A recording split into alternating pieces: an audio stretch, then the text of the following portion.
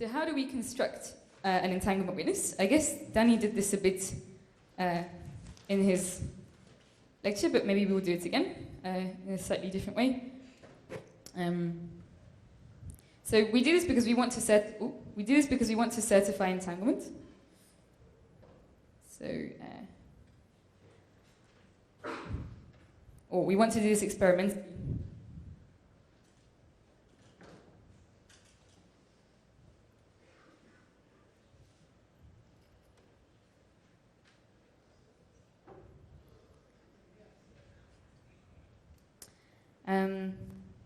In practice, and this is how people do it in experiments, actually in the lab. To begin with, you assume that you have a good guess. So, assume you have a good guess. And, okay, good we'll quantify later. And your guess for this state is something like this.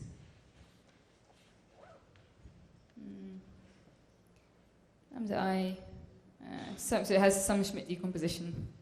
I, Alice Bob. If your guess at what the state is, if your guess is close to the experimental data,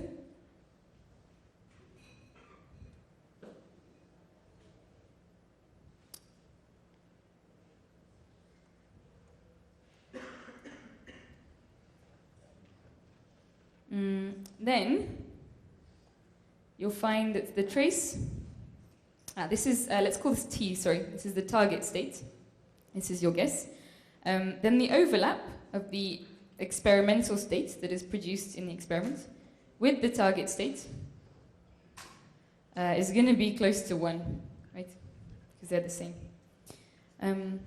So now what we're going to do is define the following thing. Some numbers, mk. Save the max of, right here.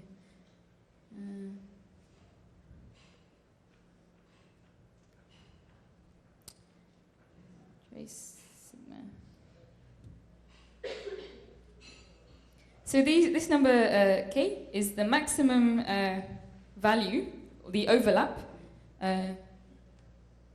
trace of this, the maximum overlap between the target state, which is your guess, and any other possible state ever with Schmidt rank, with Schmidt number less than or equal to k. So you look at all the states with Schmidt number less than or equal to k, and then you find the ones with the biggest overlap with your target state.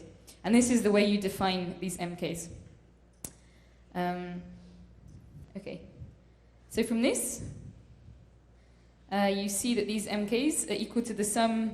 If this is how you define the MKs, then these are going to be equal to the sum of the first k Schmidt coefficients squared, so the first of these lambda i's, which appear up there. And then the Schmidt number witness,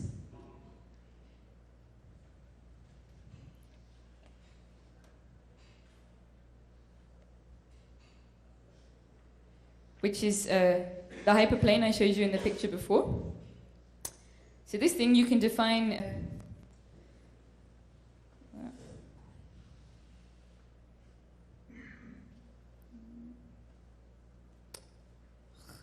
Danny can be defined in the following way. So you have W is the name of the witness, K, because we're witnessing Schmidt's number K, is defined as MK. So this has to be a positive operator, right? Identity minus your guess of the target state. So, what do we gain from this? I'm going to move this because I'm running out of space. Yeah. All right. So, what do we see from this? So we see that if the expected Schmidt number, or if the Schmidt number of the experimental state, that you don't know what it is less than or equal to k, then the trace, the value of the Schmidt witness is going to be the trace of rho exp wk, and this is mk minus the trace of rho x psi t. And this is going to be positive, okay? Because of the way we defined it. So this is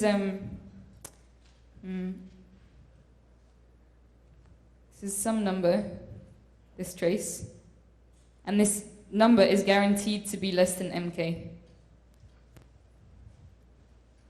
So the whole quantity is positive. Conversely, if the Schmidt number of the experimental states that you get is greater than k, then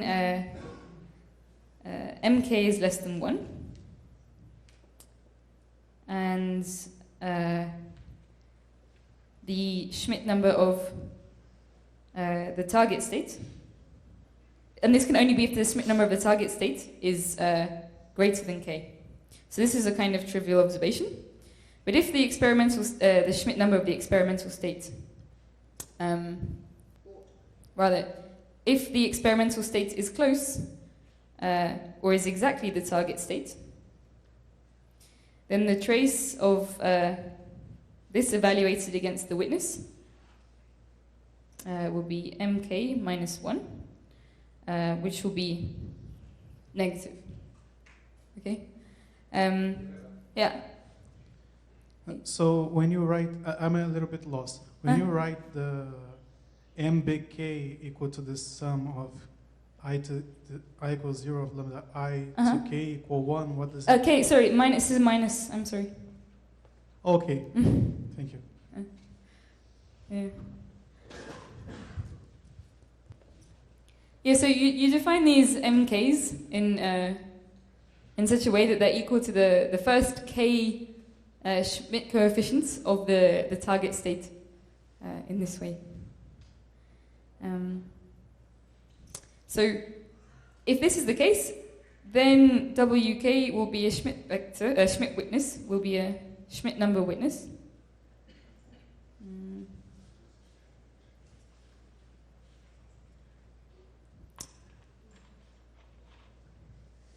For all states, rho x close to your guess, the target. If not, if your guess is kind of rubbish, then you're not gonna witness anything. So the constant. Hey. I'm lost. Like, why, for example, why do you say that then mk is the sum of the lambda I?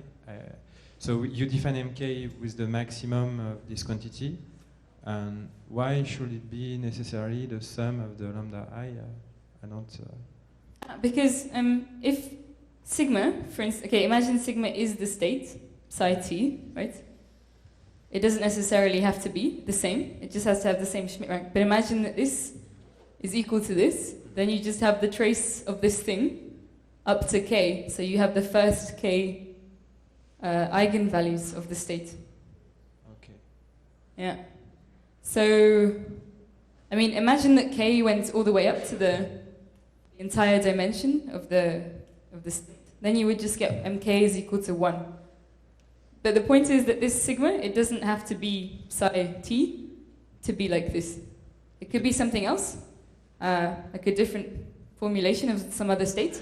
But if it satisfies this condition, then these mk's will coincide. Yeah, you said, yeah, because it's not necessarily equal to 1 because we don't go to the end of the summation necessarily? Yeah, because you define it for the Schmidt number. It's a witness for the Schmidt number k. Okay. So, it's going to be hard, I mean, yeah. If k, let me think.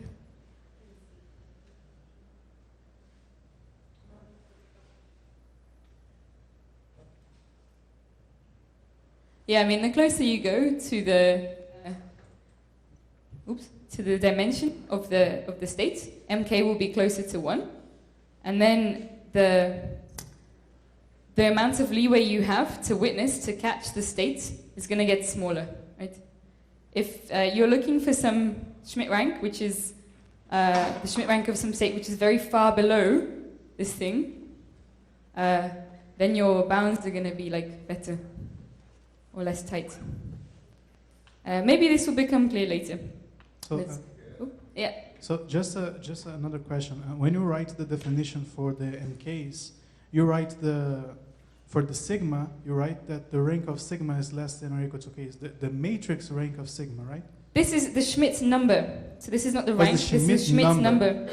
Yeah, so the Schmidt number we defined with this R. This is the Schmidt number here. Okay. Yeah. Mm-hmm.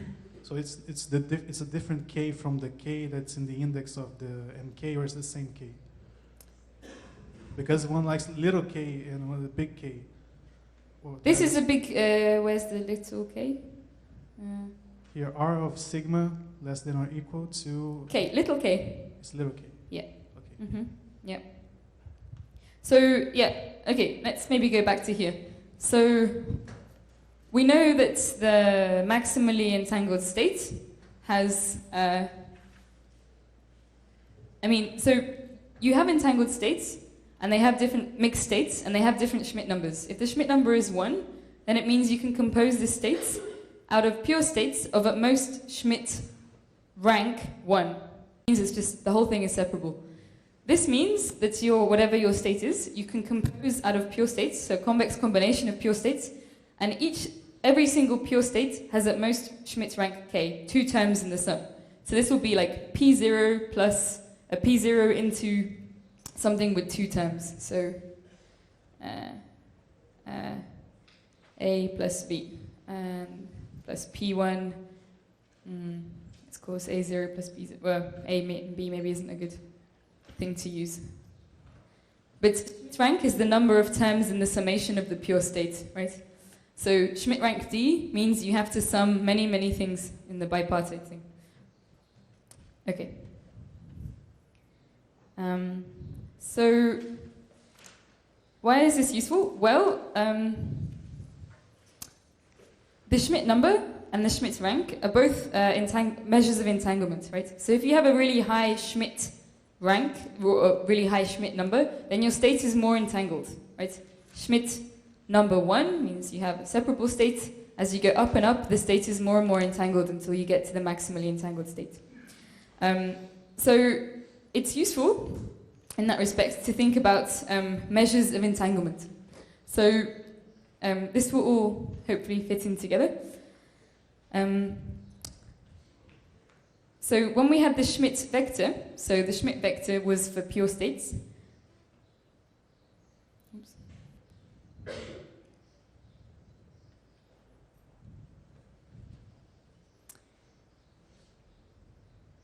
And the majorization gave me only a partial order.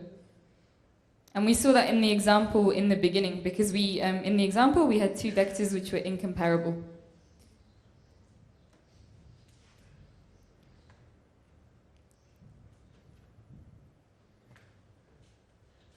So we weren't able to write down a majorization relation between those 2 vectors. So 2 elements are not necessarily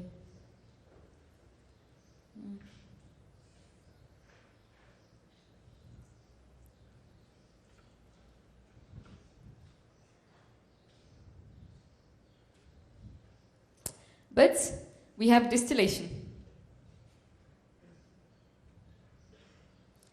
And distillation tells us that there exist entangled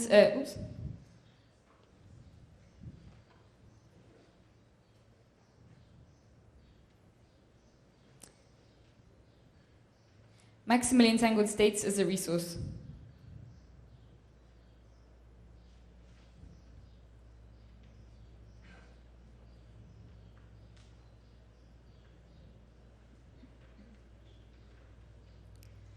And what we're going to do is we're going to count the copies in order to try and quantify how useful a particular entangled state is. So before we were thinking about the Schmidt number of some bipartite state, And then we kind of had this idea that maybe the Schmidt number is a good measure of how entangled something is. But we didn't quantify it very well. So what we're going to do now is we're going to take a step back and think about pure states again, and try and compare all of the pure states to understand how entangled they are. And we're going to do this by thinking about distillation and counting the number of copies it takes. So,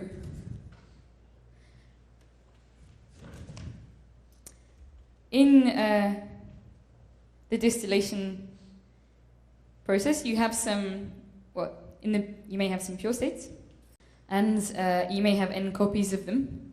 And by local operations in classical communication, you want to transform this to some number, k will obviously be less than or equal to n, of the maximally entangled state. So that's the picture here. So you have a bunch of pure entangled states on Alice and Bob, bipartite, obviously.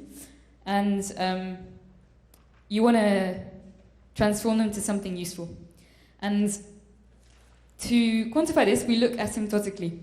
So the point is that perfect transformations under LSAC are usually not possible.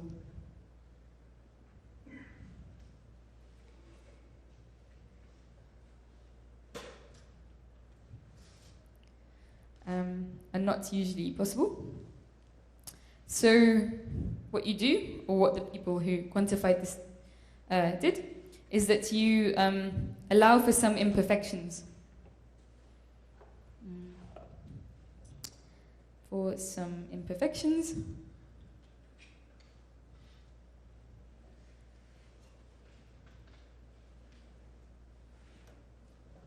And you look at the asymptotically perfect transformations.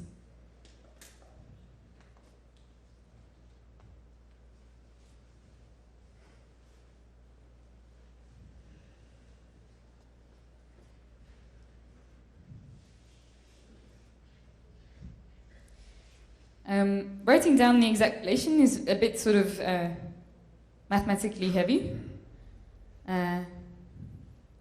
So we won't do that. Okay, large enough.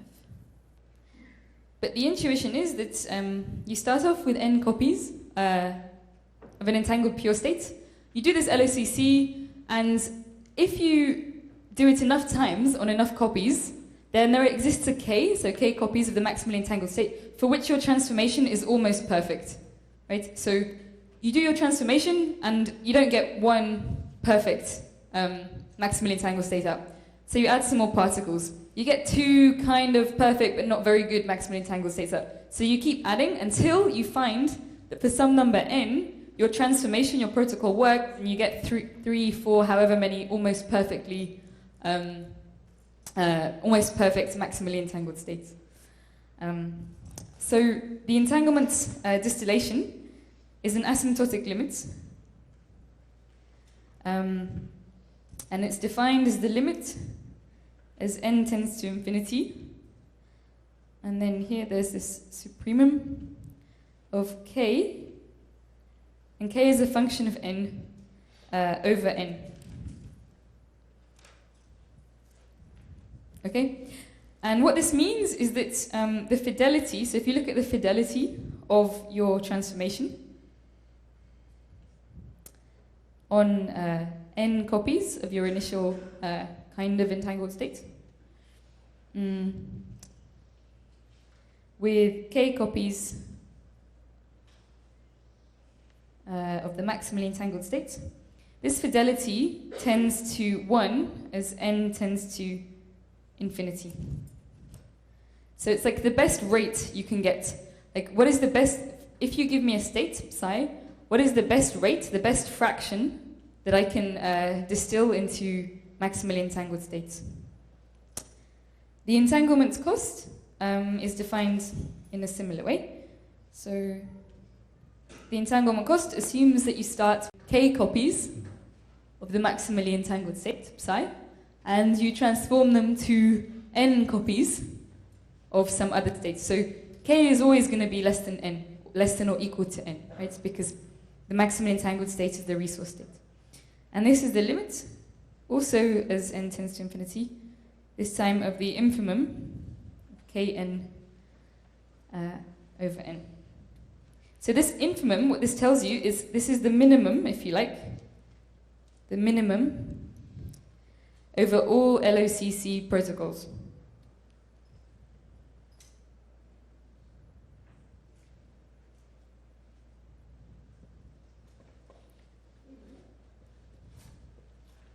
It's like the minimum number you need to create many copies of the states that you want. And again, it's defined through the fidelity. Oops. This is some other map now. So you do some LOCC map on the maximally entangled state, k copies. You compare it with your target states that you want, n copies. And this in the limit, as n tends to infinity, should get close. So, for pure states, which is the example I've written here, this number and this number turn out to be the same. Hey. So k is the number of copy of maximally entangled state you have. Yep. And so you say it depends on n because the more slightly entangled thing you have at the beginning, it gives the more agent. But how do you know the law linking? Like you say kn, so it depends on n. How do we know the dependence? Because when you compute the sup, like how do I compute it in practice? What is the law? Yeah, okay, in practice it's very difficult to compute. It is an asymptotic limit, so this is how it's defined. Okay, but I'm not sure to understand then because, so let's say I have n equal, n. Like we could have very different law of kn possible. Yeah, like but you look at the supremum over all LOCC protocols. Okay, yeah. So you look to maximize this number over any possible strategy for transformation that you can think of. Okay. So there's a lot to do. You have to take a limit of some number of particles going to infinity, and then you have to look over all possible things that you can do to them. Okay, so for pure states, this number and this number turn out to be the same. It's like a reversibility result, right? So if I start with n copies of here, I can distill them to k copies of the entangled state, and then I can distill those k copies back to n copies of the state I started with. This is a special result for pure states. So for these pure states, the entanglement distillation and the entanglement cost turn out to be the same. And in fact, it's given by the entropy. So this is the von Neumann entropy of either of the marginals. So here I took the entropy of the marginal of Bob on the state I started with, AB. I could equally have taken it on the marginal of Alice. So this is a well-known result. So this is like this reversibility kind of idea.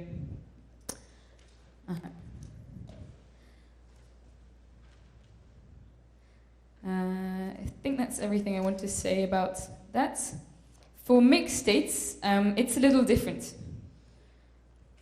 So you can for mixed states, we still have a notion of the entanglement cost, the entanglement distillation. The entanglement distillation is defined in exactly the same way, and the entanglement cost for mixed states is defined in exactly the same way. However, so let me just write that down. So the definitions of entanglement, or of the ones of these entanglement measures,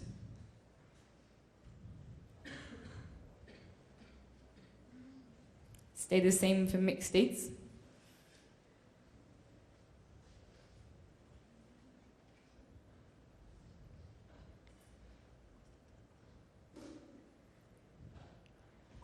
But things aren't so easy.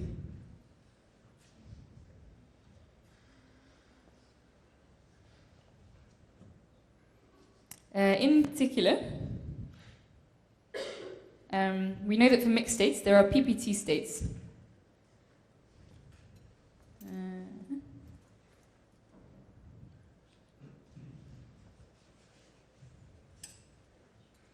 By which I obviously mean they're PPT and entangled.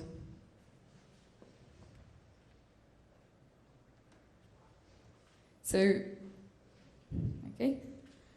And we remember that if a state is positive under partial transpose, then there are many copies of it.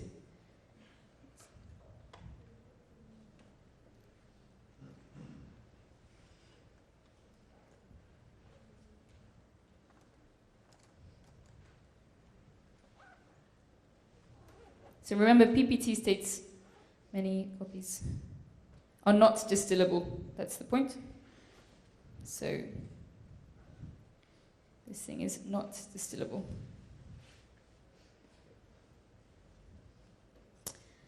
Right, and the point about...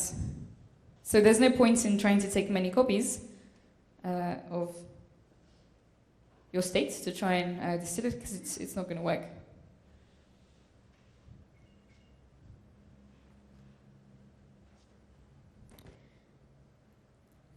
And as we know as well, the maximally entangled state, the maximally entangled state is negative under partial transpose. So what this means is that, for pure states, what we know is that there exist entangled states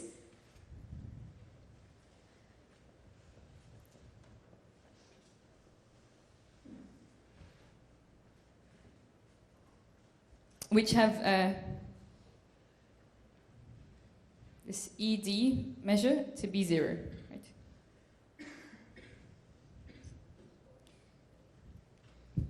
But EC greater than 0. So maybe the part for this part is that the maximally entangled state is negative under partial transpose.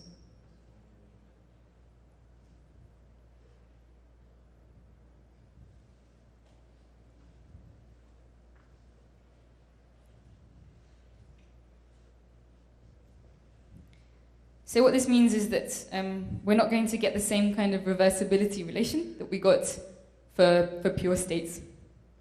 And in general, only EC is greater than or equal to ED is true. There's nothing more that we can write down or say for mixed states. Okay, so in order to try and understand this a bit better then, so, okay, let's recap. For pure states, what we can do is we can take a number of copies of them. By LOCC, we can distill them into K copies of the maximally entangled states, and then we can compute what the best rates of this are ever going to be.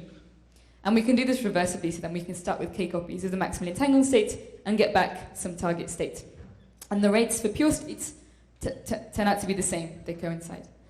For mixed states, it's harder, because some mixed states you cannot distill, like it's over. So this direction here doesn't work for some mixed states.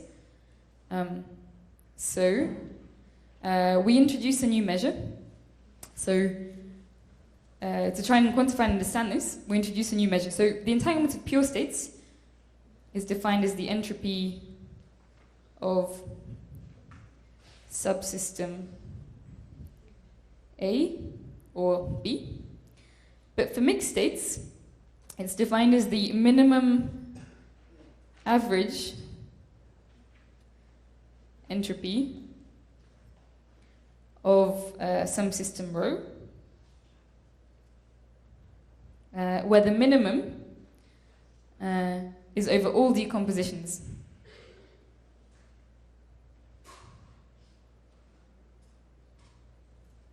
Mm-hmm.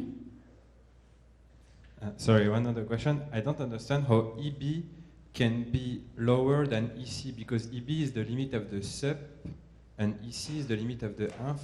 So in the slide before? Yeah, because EB is linked to a sub, right?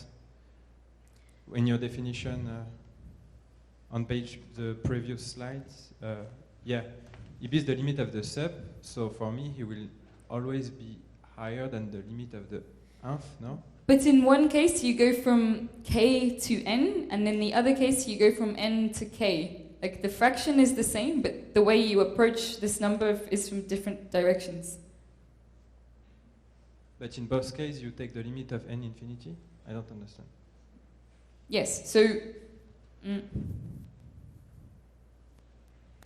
So okay, in the first case, to compute this rate, this optimal rate, you take the limit as n goes to infinity, and this k will depend on n. Yeah. But and the ratio of the two will give you the best rate. And this you want to maximize this, right?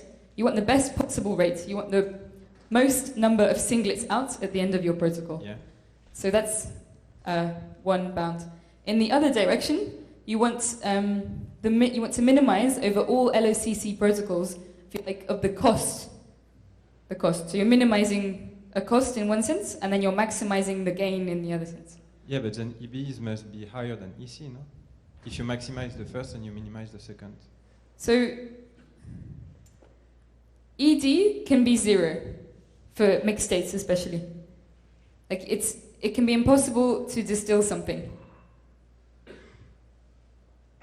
Okay. It's the infimum and the, okay. Maybe we can discuss after. Yeah. Okay.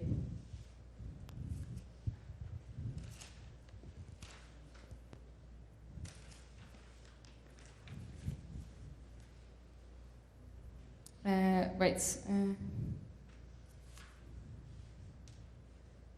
okay, the entanglement of then, which is this thing here.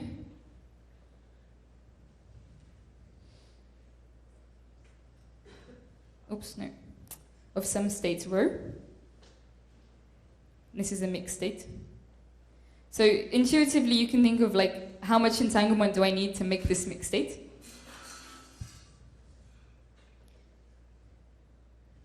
Is the infimum over all decompositions. I'm mixing, maybe I need it. Yes.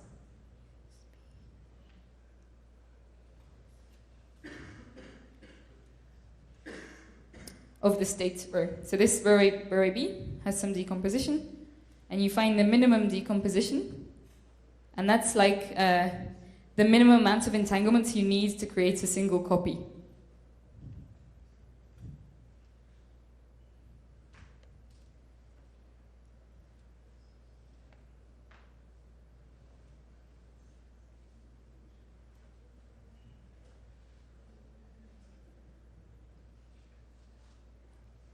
So this measure has some properties.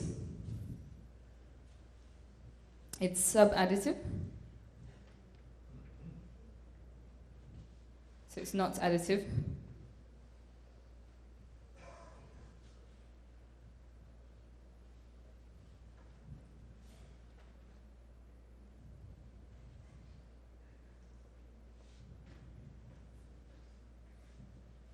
And it has a relation to the entanglements cost, which we defined before.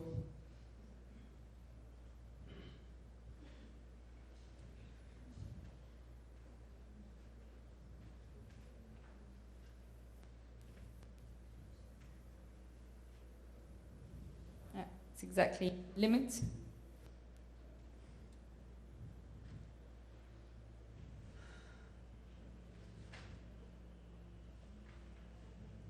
So if I have one copy of a mixed state, then I can compute the entanglement of formation on this mixed state, which is like the minimum amount I need to create a single copy of a maximally entangled state.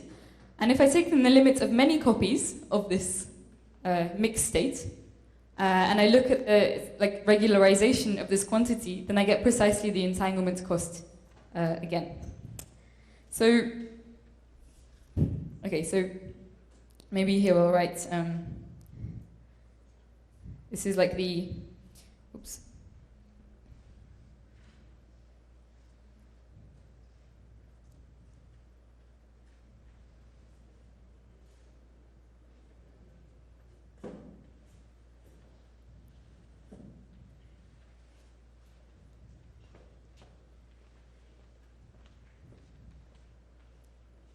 Or maybe not Bell, maybe maximally entangled states.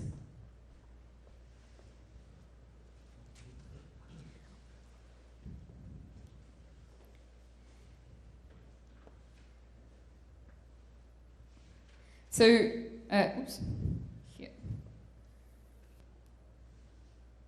So the entanglement cost is an asymptotic quantity, and it's the asymptotic LHCC conversion rate from k copies of a maximal entangled state to n copies of rho.